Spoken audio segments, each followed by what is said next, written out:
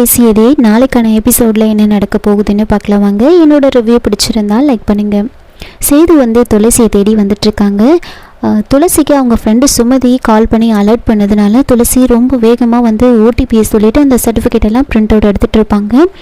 உடனே சேது அந்த போலீஸ்க்கு கால் பண்ணி நீ சொன்ன இடத்துக்கு வந்துட்டேன், ஆனால் அவள் இங்கே இல்லை அப்படின்னு சொன்னதுமே நீ நல்லா பாரு உன்னோட லெஃப்ட் சைடில் தான் அவள் இருக்கா அப்படின்னு சொன்னதுமே ஒவ்வொரு கடையாக ஏறி இறங்கிட்டு இருப்பாங்க. அந்த கேப்பில் துளசி சட்டுன்னு சர்டிஃபிகேட்லாம் எடுத்துகிட்டு காசு கொடுத்துட்டு அங்கேருந்து துளசி வெளியில் வரத்துக்கும் வேறு வழியாக சேது அந்த கடைக்குள்ளே நுழையிறதுக்கும் கரெக்டாக இருக்கும். துளசி வெளியில் வந்துடுவாங்க. அப்படியே தேடிக்கிட்டே வராங்க. துளசி மாதிரி ஒருத்தவங்க முன்னாடி போகிறத பார்த்துட்டு துளசி தான் நினச்சிக்கிட்டு அவங்கள போயிட்டு தொட்டு கூப்பிடுவாங்க. அப்புறம் சேது ரொம்ப டென்ஷனாக துளசியை தேடிக்கிட்டு இருப்பாங்க. அப்போது துளசி என்ன பண்ணுறாங்கன்னா இந்த ஃபோனை நம்ம கையில் வச்சுருக்கக்கூடாது அப்படின்னு சொல்லிட்டு அங்கே ஒரு வேன் வரும். அந்த வேனுக்குள்ளே அந்த ஃபோனை தூக்கி போட்டுருவாங்க. போட்டதுக்கப்புறமா ரொம்ப வேகமாக துளசி அங்கேருந்து போகிறாங்க. சேது உடனே திரும்பவும் போலீஸ்க்கு கால் பண்ணி நீங்கள் சொன்ன இடத்துல இல்லை துளசி அப்படின்னு சொன்னதுமே ஐயோ அவங்க அங்கேருந்து ஏதோ வண்டியில் ஏறி போயிட்டுருக்காங்க, உங்களுக்கு முன்னாடி தான் போயிட்டுருக்காங்க, முதல்ல நீங்கள் ஃபாலோ பண்ணிக்கிட்டு போங்க அப்படின்னு சொல்கிறாங்க. உடனே அவள் வண்டியில் தப்பிச்சு போயிட்டுருக்கா அப்படின்னு சொல்லி சேது காரை எடுத்துக்கிட்டு அப்படியே ஃபாலோ பண்ணிட்டு போயிட்டுருக்காங்க. துளசி வீட்டுக்கு போயிடுவாங்க. அங்கே விசாலாட்சி முறுக்கெல்லாம் செஞ்சிட்ருப்பாங்க, தீபாவளி பலகாரம் எல்லாம் செஞ்சிட்ருப்பாங்க. அப்போ துளசி அங்கே வராங்க.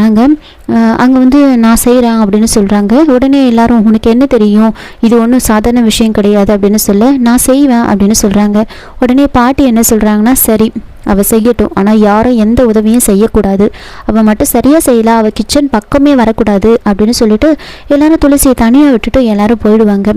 உடனே துளசி என்ன பண்ணுறாங்கன்னா அங்கே எல்லா பலகாரமும் செய்கிறாங்க. முறுக்கு அதிரசம் அப்படின்னு லட்டு அப்படின்னு எல்லாமே செஞ்சு வச்சுருவாங்க. செஞ்சு வச்சதுமே எல்லாரும் அந்த ஸ்வீட் எல்லாம் பார்க்குறாங்க. நான் சாப்பிட மாட்டேன், நீ சாப்பிட மாட்டேன் அப்படின்னு சொல்ல சிவா என்ன பண்ணுறாருன்னா சரி என் பொண்டாட்டி சமைச்சதை நானே சாப்பிட்றேன் அப்படின்னு சொல்லி ஒரு ஸ்வீட் எடுத்து சாப்பிட்டு பார்த்துட்டு நல்லா இல்லாத மாதிரியே ரியாக்ஷன் கொடுக்குறாங்க. உடனே விசாலாட்சி என்ன பண்ணுறாங்கன்னா என்னடா முகம் இப்படி மாறிடுச்சு அப்படின்னு சொல்லி அவங்களும் திருப்பியும் ஒரு ஸ்வீட் எடுத்து சாப்பிட்டுட்டு ஒரு மாதிரி என்ன துளசி இப்படி பண்ணிட்டேன் அப்படின்னு சொல்லிட்டு உடனே சிரிக்கிறாங்க. அவ்வளோ சூப்பராக இருக்குது அப்படின்னு சொன்னதுமே எல்லாரும் ஒன்று எடுத்து சாப்பிட்டு பார்க்குறாங்க. எல்லாமே சூப்பராக இருக்குது, இவ்வளோ நல்லா இருக்குது அப்படின்னு சொல்லிட்டு எல்லாரும் சாப்பிட்டுக்கிட்டு இருப்பாங்க. எல்லாரும் ஒருத்தர் மாற்றி ஒருத்தர் பார்த்துட்டு இருப்பாங்க. உடனே பாட்டி வராங்க. பாட்டி என்ன அவள் செஞ்சது எதுவுமே நல்லா இல்லையா, அவள் இனிமேல் கிச்சன் பக்கமே வரக்கூடாது அப்படின்னு சொல்ல பாட்டி அதுதான் முடியாது, எல்லாமே நல்லா இருக்குது அப்படின்னு சொன்னதுமே பாட்டி ஒரு அதிரசம் எடுத்து சாப்பிட்டு பார்க்குறாங்க. அவங்க நல்லா இருக்குது அப்படின்னு சொல்லிட்டு பாட்டி எதுவுமே பேச மாட்டாங்க, அமைதியாக அங்கேருந்து போயிடுவாங்க. எல்லாரும் நல்லா இருக்குது, இதில் ஏதோ சந்தேகம் இருக்குது, இவளுக்கு எப்படி இந்த அளவுக்கு நல்லா செய்ய தெரியும் அப்படின்னு சிவாவோட அக்கா யோசிச்சுட்டு இருப்பாங்க. அதுக்கப்புறமா துளசி அவங்க ஃப்ரெண்டு சுமதிக்கு கால் பண்ணி பேசுகிறாங்க. நல்ல வேலை சுமதி, நீ சொன்னதுனால தான் நான் எப்படி சேதுக்கிட்ட இருந்து தப்பிச்சேன், இல்லைன்னா நான் நல்லா மாட்டியிருப்பேன் அப்படின்னு பேசிகிட்டு இருப்பாங்க. அவங்க அம்மா அப்பாவை பற்றிலாம் விசாரிச்சுட்டு இருக்காங்க.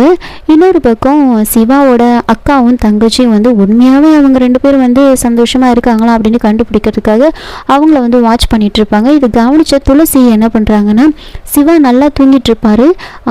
உடனே வெளியில் லாக் பண்ணிவிட்டு என்னங்க நீங்கள் எந்திரிக்கவே மாட்டுறீங்க, எந்திரிச்சதே 8 மணிக்கு தான், இதில் வேறு குளிக்கும் போது என் கையை வேற பிடிச்சி இருக்கிறீங்க, நீங்கள் குளிச்சுட்டு வெளியே வந்தால் மட்டும்தான் நான் உள்ளே வருவேன் அப்படின்னு சொல்லிட்டு கதவை சத்திக்கிட்டு பேசிகிட்டு இருப்பாங்க. கரெக்டாக விசாலாட்சி அங்கே வராங்க. என்னம்மா துளசி என்ன ஆச்சு, இன்னும் ஏன் நீ சாப்பிட்றதுக்கு வரல அப்படின்னு கேட்க எல்லாம் உங்கள் புள்ள பண்ணுறது தான் பாருங்கள், 8 மணி ஆச்சு இன்னும் எந்திரிக்கல, இப்போ நீங்கள் குளிச்சுட்டு வந்தால் மட்டும்தான் நான் உள்ளே வருவேன்னு சொல்லிட்டேன், அதை கதவை லாக் பண்ணி வச்சுருக்கேன் அப்படின்னு சொல்கிறாங்க. சரி நீங்கள் சாப்பிடுங்க அப்படின்னு சொல்ல வெளியில் போய் தான் சாப்பிடணுன்னு உங்கள் பிள்ளை அடம் பிடிக்கிறாரு, ஆனால் நான் ஸ்ட்ரிக்டாக சொல்லிட்டேன், அம்மா நமக்காக ரொம்ப கஷ்டப்பட்டு சமைச்சு வச்சுருக்காங்க, அதை தான் நான் சாப்பிடணும் அப்படின்னு சொல்லிட்டேன் அப்படின்னு சொல்கிறாங்க. அப்படியே விசாலாட்சிக்கு சிக்னல் கொடுக்குறாங்க. சரி வாமா நம்ம போகலாம் அப்படின்னு சொல்லிட்டு அவங்க ரெண்டு பேரும் அங்கேருந்து போயிடுவாங்க. அப்போது சிவாவோட தங்கச்சியும் அவங்க அக்காவும் பேசிக்கிறாங்க. என்னக்கா இது, நீ சொல்கிற மாதிரி எனக்கு ஒன்றும் தெரியலையே, அவங்க ரெண்டு பேரும் சந்தோஷமாக இருக்கிற மாதிரி தான் தெரியுது, நீ தான் தேவையில்லாமல் சந்தேகப்படுற அப்படின்னு சொல்லிட்டு இருக்காங்க. இதோட இந்த எபிசோடு முடிச்சிருக்காங்க. என்னோட ரிவ்யூ பிடிச்சிருந்தா லைக் பண்ணுங்கள், மறக்காம